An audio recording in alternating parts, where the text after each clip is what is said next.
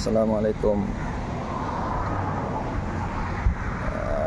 Ada sebiji kancil masuk untuk buat scrap spare part.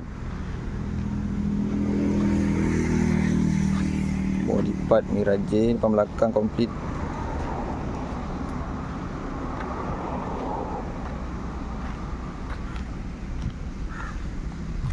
Kereta cantik,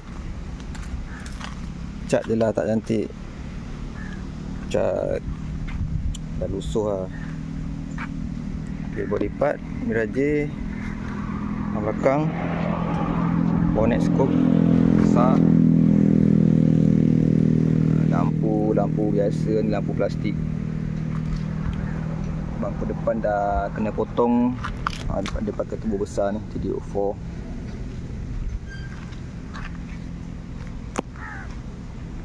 Side mirror auto flip, bukan chrome punya.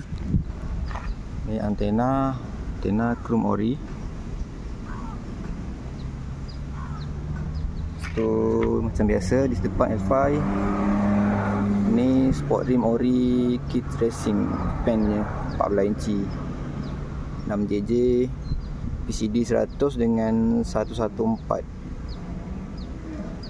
belakang. Okay. Pintu Jepun,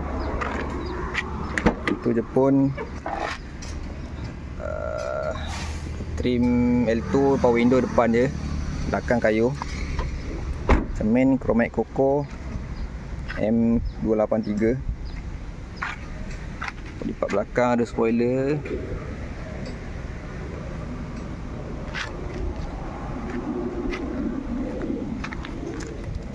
Lepas tu bumper dia ada ni original.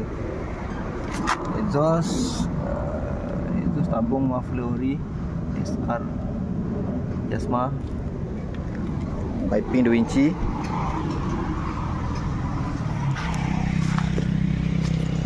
Okay, bahagian luar lain-lain tak ada lah, itu je rasanya. Kita pergi dalaman pula. Dalaman pakai dashboard L2, steering L2 jenis 2 spoke, meter manual. Ni bus meter HKS ori. Lepas tu ada jam walnut. Lepas tu laci sikat. Okay, dia pakai management ni, Speedwino standalone.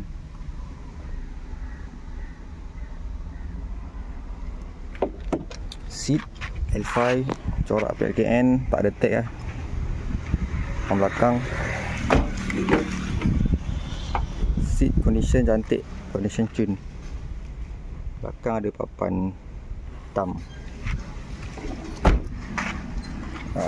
Kita tengok bahagian enjin pula.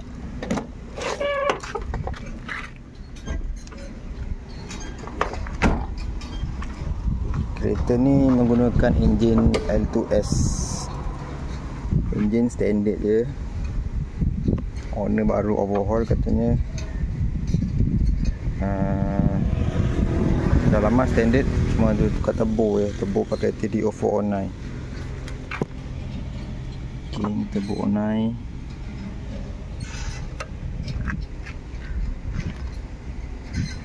Intercooler macam ala-ala ARC, tapi dia bukan ARC ni rasanya. Dia bentuk macam ARC.